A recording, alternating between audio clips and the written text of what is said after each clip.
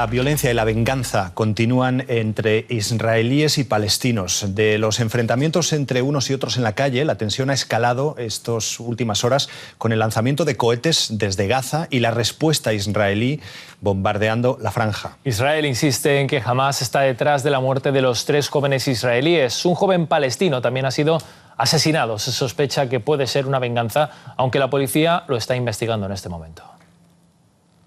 Tanques israelíes se dirigen hacia la franja de Gaza. Soldados patrullan las líneas fronterizas en estado de alarma. El ejército de Israel ha movilizado sus unidades de tierra. Tras la pasada noche, las fuerzas aéreas atacan objetivos en la franja de Gaza, entre ellos rampas para el lanzamiento de cohetes y depósitos de armas de las milicias radicales de Hamás. Médicos palestinos informan de numerosos heridos. La ocupación israelí es el origen del conflicto. Nosotros, los palestinos, solo nos defendemos. Sin embargo, los israelíes siguen atacándonos y nosotros protegeremos a nuestro pueblo y nos defenderemos ante la agresión. En Sderot está la otra cara de la moneda. Solo en 24 horas esta ciudad israelí ha sido blanco de 30 cohetes lanzados desde los territorios palestinos. Varias viviendas han resultado dañadas. El desencadenante de los enfrentamientos fue el asesinato de un joven palestino de 16 años en el este de Jerusalén. Ahora el gobierno israelí ha condenado el crimen. Llevaremos ante la justicia a los autores de este repugnante asesinato. Ni cometer asesinatos tomándose la justicia por su mano, ni incitar a los enfrentamientos tienen cabida en nuestra democracia. La violencia incrementa el miedo a una nueva guerra y a nuevos actos de venganza. Por dramática situación vamos a intentar conocer un poco más lo que está pasando, conectando con Belén. Allí está Xavier Abu Eid, es uno de los portavoces de la OLP, del gobierno palestino. Xavier, antes que nada, las últimas informaciones nos hablan de estos grupos cercanos al EIIL que podrían estar en el origen de la muerte de esos 3 jóvenes israelíes. ¿Hasta qué punto en los territorios palestinos grupos descontrolados más radicales de lo que conocíamos hasta ahora pueden estar tomando el poder o por lo menos controlando la violencia? Carlos, esa información parece no ser muy seria y de hecho en Palestina no se ha tomado tampoco con mucha seriedad. Lo cierto acá es que no existen pruebas reales de quién está detrás del trágico suceso del asesinato de los 3 israelíes en territorio palestino ocupado que atendían estudios en una colonia ilegal israelí en territorio palestino. Acá lo cierto es que Israel ha utilizado esto como una excusa para poder llevar a cabo acciones de corte político-militar más que en búsqueda primero de los 3 jóvenes y luego de justicia para ellos mismos, y eso es lo lamentable en esta situación. Esa situación que estábamos viendo en estas imágenes, además de tanta violencia, puede desembocar, o por lo menos existen sospechas de que pueda terminar con una nueva ocupación de Gaza. ¿Qué consecuencias podría tener eso en este momento, ahora mismo, en la franja y en toda la zona? Carlos, es muy importante que los que están los televidentes entiendan lo siguiente.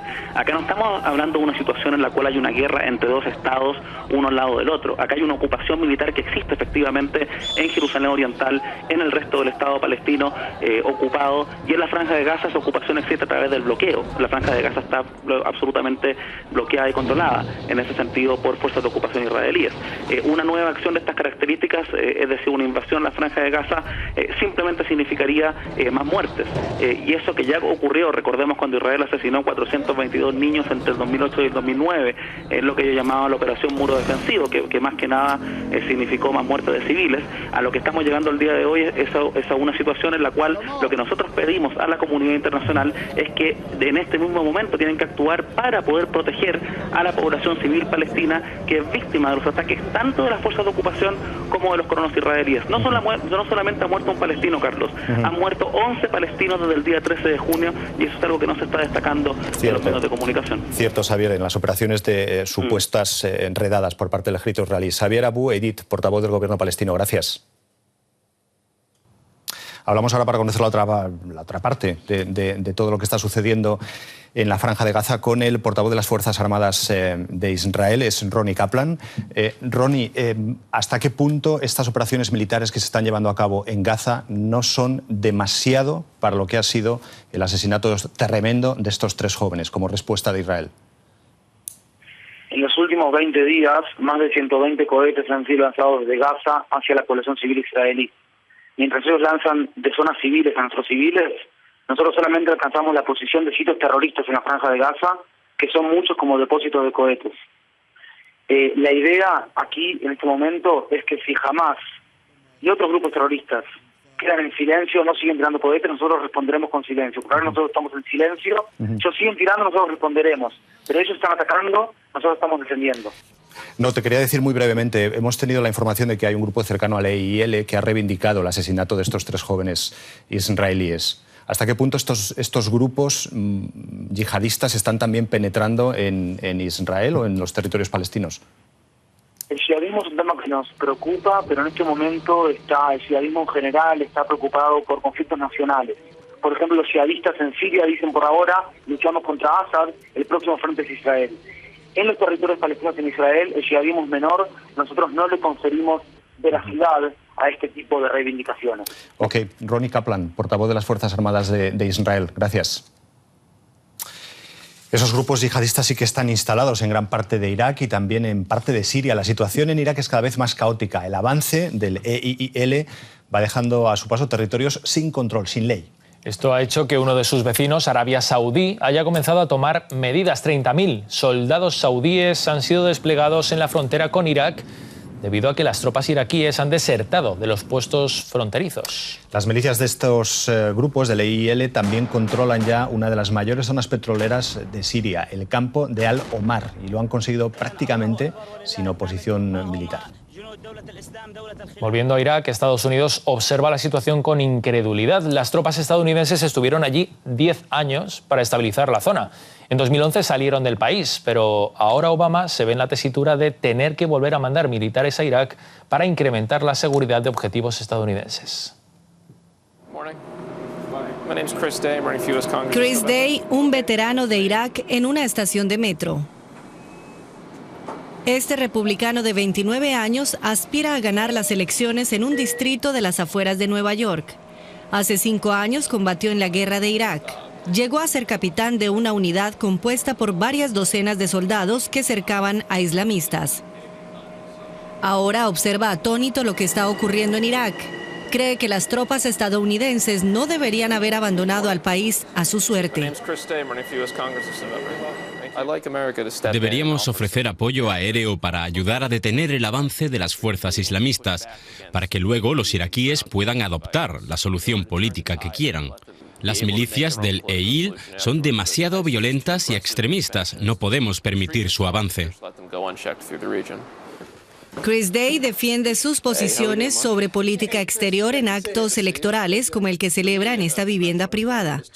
Mucho de lo que él y otros soldados estadounidenses hicieron posible está siendo destruido en estos momentos. Es decepcionante ver que en áreas que eran seguras cuando nos fuimos, ahora los rebeldes extremistas matan a civiles inocentes. Es peligroso dejar que este grupo adquiera más poder. ¿Volver a Irak? También Matt Howard es veterano. Combatió durante 1 año y medio en la disputada ciudad de Fallujah y no cree que los ataques aéreos vayan a mejorar las cosas. No deberíamos volver a implicarnos militarmente en Irak. Empeoraría las cosas. Morirían más civiles de los que han muerto ya. Más de 1 millón, calculan algunos. Desde que regresó de Irak, Matt Howard forma parte de una asociación de excombatientes que rechaza las intervenciones estadounidenses de las últimas décadas. Pero también le duele ver cómo los soldados iraquíes huyen de las fuerzas insurgentes. El ejército iraquí se compone de distintos grupos. Algunos lo abandonan porque no tienen fe en el régimen actual. Con bombardeos, el ejército estadounidense no va a fortalecer la fe en un gobierno que no ha estado trabajando para su pueblo. La conveniencia o no de intervenir militarmente en Irak divide a los veteranos. Entre la ciudadanía estadounidense hay menos divergencias. La mayoría se alegra de que los soldados vuelvan a estar en casa.